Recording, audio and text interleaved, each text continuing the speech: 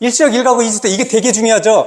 우리는 2주택 다주택자가 되면 세금을 좀 더 내요. 그죠? 근데 일시적 1가구 2주택이라는 건 뭐냐면 내가 새로운 집으로 이사 가려고 해. 지금 집을 팔고 새로운 집으로 이사 가려고 했을 때 이 사람은 2주택을 살려고 하는 게 아니라 또는 다른 걸로 뭐 투자를 하거나 뭐 이런 게 아니라 집을 그냥 순수한 마음으로 옮겨가려고 하는구나라고 했을 때 어떤 기준이 되면 그냥 우리가 생각하고 있는 더 많은 세금을 물리는 게 아니라 그냥 한 가구, 한 주택을 샀을 때 그 똑같이 매겨줄게. 이 개념이 일시적 2주택이라고 생각하시면 돼요. 근데 일시적 2주택, 일시적 1가구 2주택이었을 때 우리가 헷갈리는 부분이 있어요. 취득세 부분과 양도세 부분이 되게 다르고 몇 년 동안 어마어마하게 많이 바뀌었어요. 이 양도소득세는. 근데 지금 개념들을 조금 이 기준으로 잡고 바뀐 것들이 다 알고 싶다 그러면은 챗GPT는 그리고 잘 검증하지 않으면 잘못된 지식을 많이 가지고 와요. 왜냐하면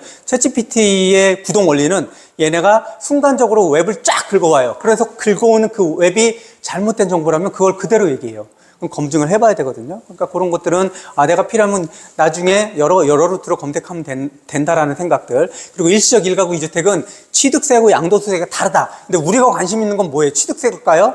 양도소득세지, 양도소득세.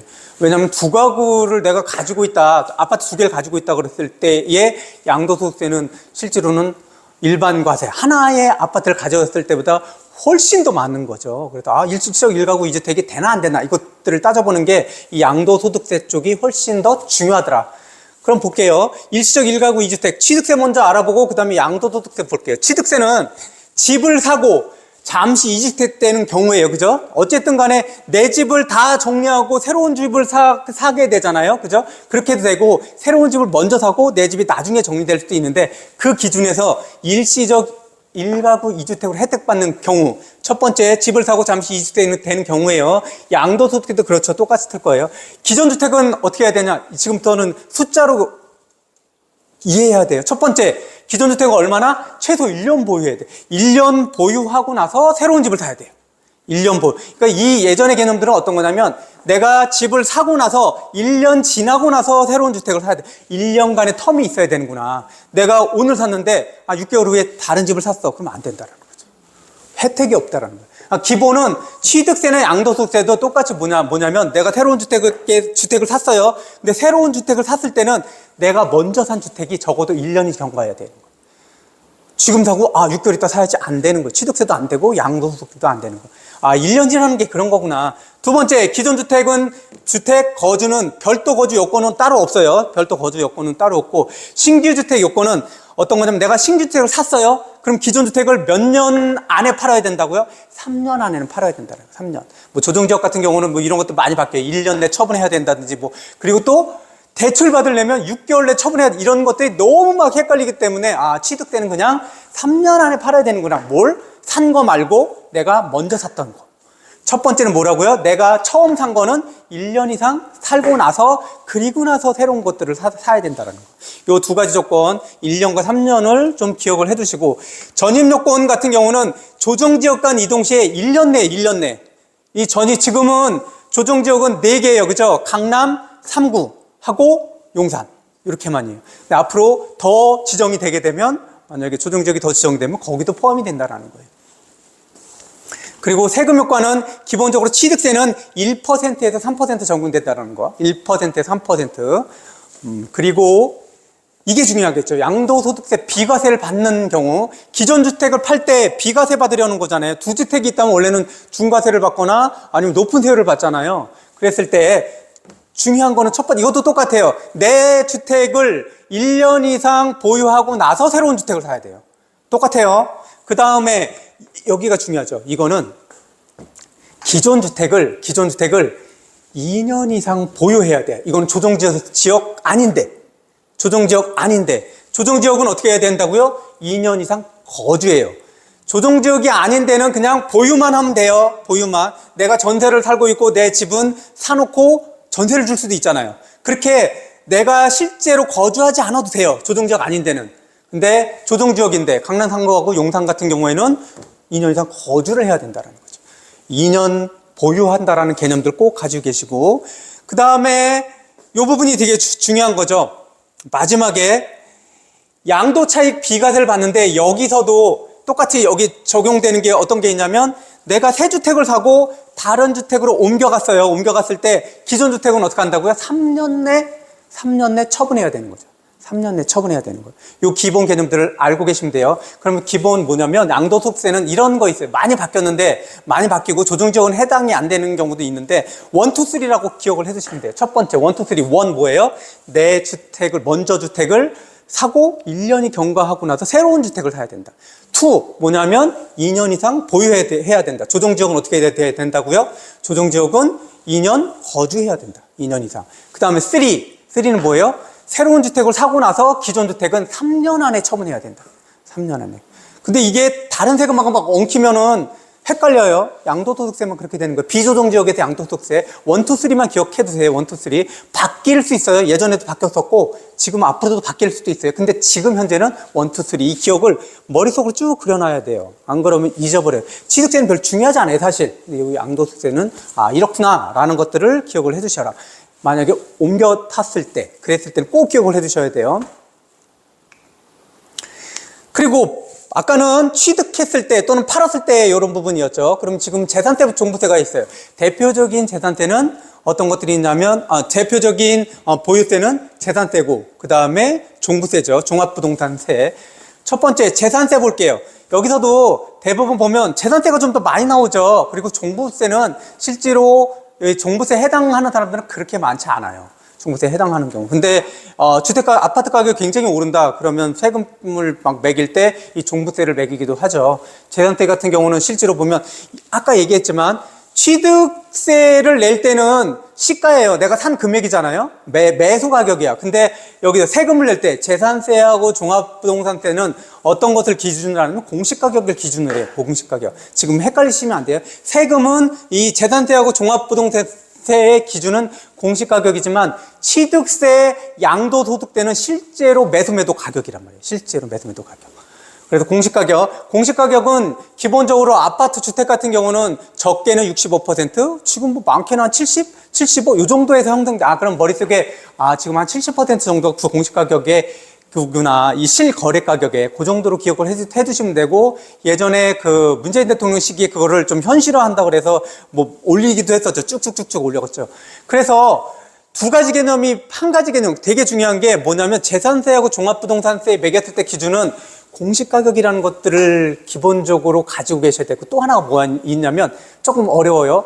공정시장가액 비율이라는 것들이 있어요. 공정시장가액 비율.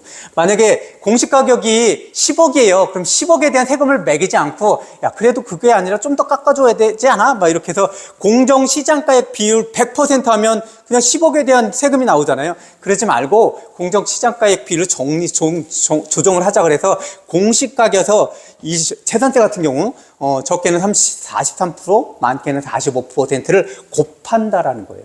그러면 공시가격보다 더 어떻게 돼요? 내려간다라는 거예요. 지금 내려간다는 건 뭐예요? 과표 기준이 내려간다는 거예요. 그 과표 기준에 맞게끔 세율이 정해지잖아요. 과표 기준이 5억이야. 그럼 거기에 세금이 15%야. 그럼 과표가 5억에다가 세금 15% 해가지고 전체 세금이 나오잖아요. 공제할 거 공제하지만. 그래서 여기서 재산세는 43에서 45 정도구나. 이거는 그냥 헷갈리는 건 없는 거로 칠게요. 그 다음에 종합부동산세는 공정시장가액 비율이 지금 얼마예요? 60%. 예전에 문재인 대통령 시대는 더 올라갔었어요. 80, 85, 90까지 막 올린다고 그랬었죠. 이게 지금 전 대통령에게서 좀 내려갔던 거죠. 근데 앞으로 만약에 종합부동산 이거 조금 건드리기 좀 어려울 것 같아요. 종합부동산세를 건든다. 그럼 어떻게 할까요? 두 가지 올리는 방법이 있죠. 공시가격을 현실화하겠다 그래서 올리는 방법. 그때 예전에 문재인 대통령이 했던 것처럼. 또 하나는 공정시장가액 비율 많이 낮췄잖아요. 그렇죠? 이 60%를 예전처럼 80이나 90까지 다시 올려놓겠다. 뭐 이렇게 하면은 세금 종합부동산세에 내는 대상자가 숫자가 늘어나겠죠. 그래서 실제 재산세 종합부동산세 딱 하면 뭐가 기준이냐? 공시가격이다. 공시가격은 대부분 머릿속에 70% 정도 해당되는구나. 아파트 기준으로 했을 때 이렇게 좀 달라요. 지역마다 다르지만 그 정도로 잡으면 돼요. 그리고 여기다 그대로 공시가격 그대로 계산하는 게 아니라 공정시장가액 비율을 곱하는구나. 여기는 좀 헷갈리니까 종합부동산세에서 아파트의 공시가격이 10억이면 거기에 60%만 해당되는구나. 그게 과세표준이 되는구나라고 기억을 해두시면 돼요. 과세 대상 재산세는 모든 주택 다 해요. 모든 주택 재산세는 1억이든 2억이든 15억이든 20억이든. 근데 종합부동산세는 아니라는 거예요. 종합부동산세는 너무 많이 가졌잖아 라는 부분에 대해서도 많이 갔으니까 내야 될 거 아니야, 이런 취지잖아요. 그래서 1세대 1주택자 공시가 얼마? 12억 초과. 공시가 12억 초. 공시가 12억이면 대개 16억, 18억 정도 되겠죠. 그죠? 16억에서 18억? 뭐 이 정도 될 거예요. 실제 시가가. 그러니까 대부분들은 해당이 되지 않는다. 지금 서울에 평균 아파트 매수 매도가가 얼마예요? 14억 2천 정도 돼요. 14억 2천. 그러니까 지금 거기서 보게 되면 여기에도 그 서울 평균 가격에 못 미치잖아요. 서울 평균 가격보다 높잖아요. 세금 받으려면. 이게 시가로 따지면 한 16억, 18억 이렇게 되니까 거기에 해당되지 않구나. 그래, 인천의 대부분의 아파트는 어떻게 했어요, 그러면? 실제로도 여기 해당되지 않겠구나. 그렇죠? 그런 생각들을 가지시면 돼요. 18억, 15억, 18억, 요 정도, 16억, 요 정도가 받는구나. 이렇게 생각하면 되고, 종합부동산세는 안 내는 사람들이 대부분이다. 반대로 재산세는 다 낸다. 무조건 보유하고 있으면. 그리고 세율은 0.1에서 0.4예요. 0.1, 0.4. 그렇게 크진 않죠. 근데 종합부동산세는 0.6에서 3. 구간별 누진이라는 것들은 조금 다른 표로 제가 설명해 드릴게요. 누진이라는 것들. 아까 단일 세율이라는 것들은 그냥 3.5야. 그럼 무조건 3.5예요. 그쵸? 3.5라는 것들은. 근데 누진 세율은 구간마다 세금이 다르다는 거죠. 구간마다 세금이. 그러면 구간마다 세금이 다른데 그 과표 기준이 높을수록, 비쌀수록 어떻게 돼요? 세금을 많이 매긴다라는 거죠. 누진 세율이라는 것들은. 여기는 종합부동산들은 1세대 1주택 12억은 안 내더라. 여기는 없어요. 비과세 요건 첫 번째 뭐냐면 요거 꼭 기억해 두세요. 1세대 1주택이에요. 여기 1세대 1주택에는 모두 포함될 수 있다 그랬죠? 일시적 1가구 2주택. 일시적 1가구 2주택. 머릿속에 일시적 1가구 2주택이다 하면 뭐예요? 내가 사고 나서 1년 후에 다른 집을 사야 된다. 두 번째는 뭐예요? 2년 이상 거주 또는 보유해야 된다. 보유해야 되는 거예요, 지금. 조정지역 아닌 데는. 세 번째 뭐예요? 3년 내에 기존의 주택을 파는 거예요. 새 주택을 파는 게 아니에요. 기존의 주택. 여기 1, 2, 3로 기억을 해두시고, 이것들은 시기마다 바뀔 수 있다. 그리고 그때부터 찾아봐야 돼요. 그 모든 것들은 한 번 정해지면 끝나는 게 아니에요. 비과세 한도 얼마라고요? 양도가액 12억 원 이하. 이때 양도가액은 공식 지가가 아니에요. 뭐예요? 내가 판 금액. 양도가 12억 원 이하는 비과세에 무조건. 이 공제율 이런 거 따질 필요도 없어요. 내가 몇 년 보유했다, 몇 년 이 장기보유 특별공제는 넘어갔을 때 해당되지. 실제로 내가 2년 이상 거주했어요. 또는 2년 이상 보유했다면, 일시적 1가구 주택이고 2년 이상 보유했으면 일반 과세로 넘어가고 12억이 안 된다. 12억 이하다 그러면 그냥 비과세예요. 12억이 안 된다. 어떤 것들이요? 이 주택을 팔 때. 내가 12억 이하라고 그랬죠. 그럼 내가 주택이 12억이에요. 매도가가 12억이에요. 근데 거기서 2억에 사서 12억에 팔았어요. 그러면 뭐예요? 양도차익이 10억이잖아요. 엄청 많은데 세금 낼까요? 안 낼까요? 예? 안 내지요. 다시 볼게요. 양도가액이 12억 이하면 내가 12억 이하라는 건 12억 포함되죠. 내가 12억에 팔았어요. 근데 내 이 주택을 2억에 샀다가 12억에 팔면 양도 차익이 10억이잖아요. 어마어마하게 많아도 10억이면 아까 봤더니 45%인데 라고 조금 긴장되기도 하겠지만 12억 이하는 매도가 12억 이하는 안 된다라는 거예요. 어떻게 하게 되면 1세대 1주택이고 2년 이상 가지고 있으면. 그렇죠. 여기서 나는 1세대 1주택이야. 2년 이상 보유했어. 그럼 장기보유 특별공제 상관없이, 그리고 양도가액이 12억 원이 안 돼. 그럼 뭐예요? 전면 비과세다. 그럼 대부분의 인천에서는 어떨까요? 1세대 1주택이고 2년 이상 보유했으면 대부분의 인천에서는 비과세구나. 안 찾아봐도 돼요. 나는 1억에 샀는데 지금 11억이야. 그럼 세금 하나도 안 낸다라는. 어떤 걸 기준이냐면 양도가액 기준입니다. 여기 근데 이게 넘어가는 경우가 있잖아요. 얼마를 차익이 생겼느냐가 중요한 게 아니에요. 내가 매도한 가격이 얼마냐예요. 매도한 가격이. 12억이 넘었다. 그럼 세금이 발생해요. 근데 생각보다 많지 않아요. 잘 보세요. 예상을 한번 해봅시다. 내가 만약에 15억에 팔았어요. 15억에 팔았을 때 10억에 사서 15억에 팔았어요. 또는 이렇게 이 정도 팔았을 때 5억 정도 차익이 되잖아요. 그러면 12억이 넘어가니까는 세금 내요, 안 내요? 양도소득도 내죠. 일반과세처럼 양도소득 3억 정도 양도소득 내는데 얼마 정도 나올까요?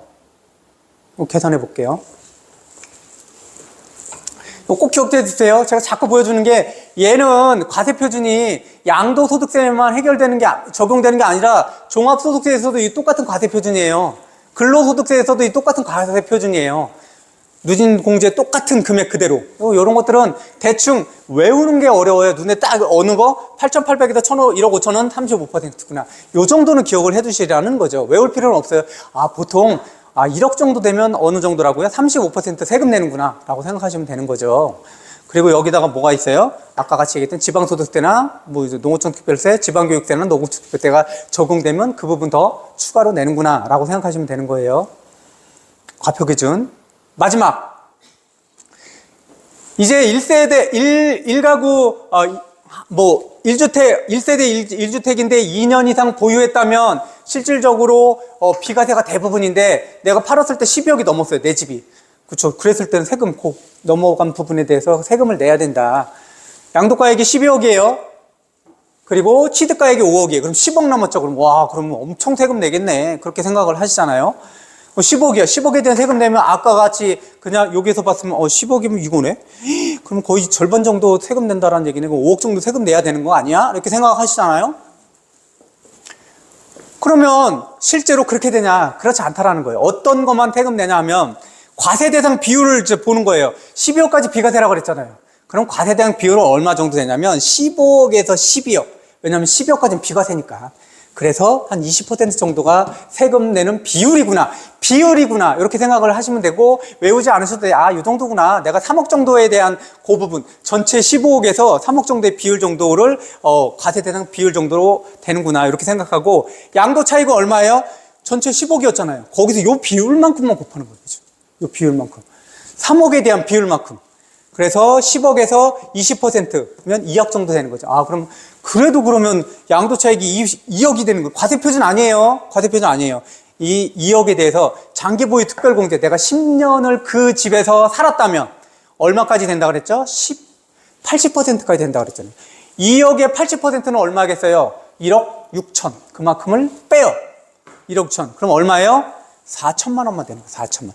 1억 2천을 빼니까 실제로는 4천만 원 정도가 과세표준 금액이 된다라는 거죠.